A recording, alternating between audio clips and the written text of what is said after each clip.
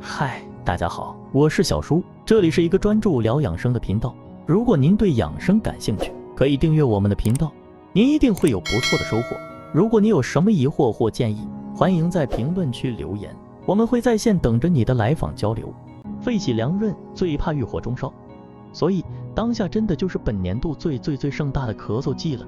而且今年下半年主寒湿，外寒湿里内热，就容易形成痰，只用清热的或驱寒的法子都不好。今年的咳嗽会有些难治难愈啊，中医人都知道也经常忘记的一句经典，五脏六腑皆令人咳，非独肺也。那么咳嗽时到底是五脏六腑哪里出了问题，就变得很重要了。我们请到了守仁斋孙老师，让他教一下我们简单辩证咳嗽的方法，以及如何更有效地排解脏腑的郁热。孙吉庆，广州守仁斋中医师，主治各种疼痛、感冒、头痛、分手、心痛，号称妇女之友与孩子干救。孙老师先给大家吃了一颗定心丸。咳嗽未必是病，它本质只是一个症，是肺的排异反应。只有当我们知道咳嗽首先是一个症时，我们才会从内心中放弃对治嗑药的依赖，去真心的关注深层原因。咳嗽时有哪些参数可以帮助我们辩证呢？咳嗽一变寒热，咳嗽多数是风寒，寒湿侵犯了肺的正常运行。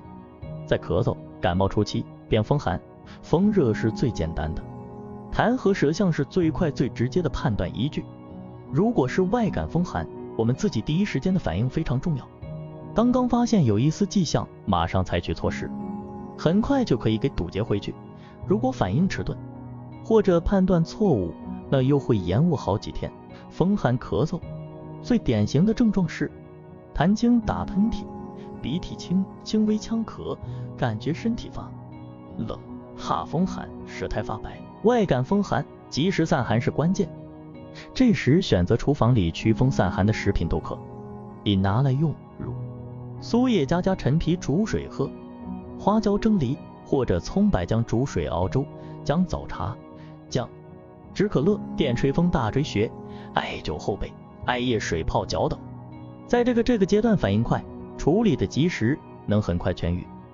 风热咳嗽，外感风热初期症状：头昏头热、流黄鼻涕、喉咙肿痛、舌苔黄不一定会咳嗽啊，喘多了被子盖厚了也会导致内热重，这时应及时疏风清热，喝藕水、冰糖梨水，并配合中成药三蛇胆陈皮末、三蛇胆川贝糖浆。但真正的纯风热造成的咳嗽非常少见，但如果确定是风热导致的咳嗽，可以选用竹叶石膏汤。无论大人或小孩，咳嗽连续1周以上基本上都会转寒。如果咳嗽1周以上没有处理好，就会慢慢转寒咳了。这时寒热错杂，单纯用清热或者驱寒的方法都不好使了，需要更仔细辩证，是寒多还是热多，寒热在哪个脏腑，需不需要化痰。所以接下来需要更认真的辩证了。二、听声音。小时候我们经常看到医生带着听诊器听孩子肺部，这其实就是在听音辨位。听声音也是一个诀窍。说着孙老师就模仿起不同的咳嗽反应，比如先听咳嗽的位置，有的声音调高咳在嗓子，有的咳在肺上，有的是有痰刺激喉咙嗡嗡作响，咳嗽位置深就严重一些。另外还有听声音质地，有的嗽声清浅，有的咳声重者闷顿，有的咳得太厉害把嗓子咳得嘶哑，还有上气接不上下气的咳嗽，气息粗，喘息重，频频发作。总的来讲，咳嗽声低气切的属虚，脾肺气虚；咳声洪亮有力的属实，肺气上逆。三、看痰液。痰也是临床医生诊断咳嗽的重要参数。简单来说有3种情况：清晰的、白浊的、黄黏痰。清晰的痰寒，黄黏痰热盛，白浊的痰介于两者之间，是寒要转热，在中间状态。还有其他几种痰的情况列出来供大家参考，需要和其他因素结合仔细辨别。1.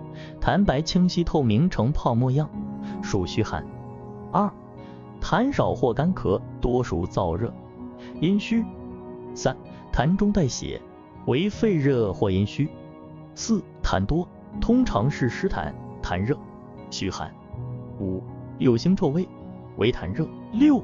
味甜为痰湿。7. 味咸为肾虚。4季时间。再复习一下《素问·咳论篇》：五脏六腑皆令人咳，非独肺也。意思是咳嗽不理乎肺，然不止于肺，五脏六腑都有可能让人咳嗽啊。那咳嗽的时间就可以帮我们粗略判断不同时辰的咳嗽反应，就是由于不同的脏腑之气引起的。比如夜里1-2点咳嗽干咳，3-5点咳嗽肺咳，5-6点钟咳嗽大肠咳，一起床咳嗽则为阴阳气不调，是由于阳气受阴气所阻碍而导致的咳嗽。还有的人睡下了就咳嗽，是阴气不能前，阴气受阻的咳嗽。无审病是咳了多久了，也是经常被问到的参数之一。一般来讲，3周以内的新咳嗽、外感咳嗽，来势汹汹、咳嗽突发、频频作咳时间较短，3周以内，此时症状简单，应急反应一定要快。如果愣了一下或者抱着扛一下自己好的想法，等到邪气已占据上风，则就复杂多。久咳1年以上内伤咳嗽，偶尔咳嗽不剧烈，咳嗽时间长1年以上的多是内伤咳嗽，多因本身正气不足，并且久咳伤气，伤阴更加没法将邪气排出体外了。此时用药就要忌苦寒的药物，尤其是抗生素这些攻伐很猛的药物，更要少用或者不用，否则越来越难愈。但是也有特殊情况，慢中肺虽然是慢性病，但也会咳得很严重的。还有气逆型咳嗽，没有痰但是老不好，就要怀疑是气逆而咳嗽。如果上面你还看得云里雾里，再举一个真实案例发生在我身上的，给大家一点思路。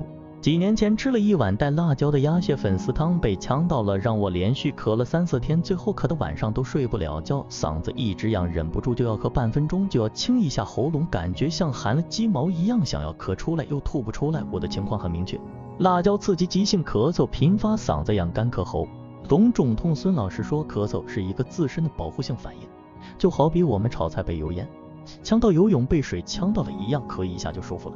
但是由于异物的刺激，辣椒素有持续的刺激性，造成了被刺激部分气管的水肿，气管水肿本身又成了刺激源，加重了咳嗽剧烈。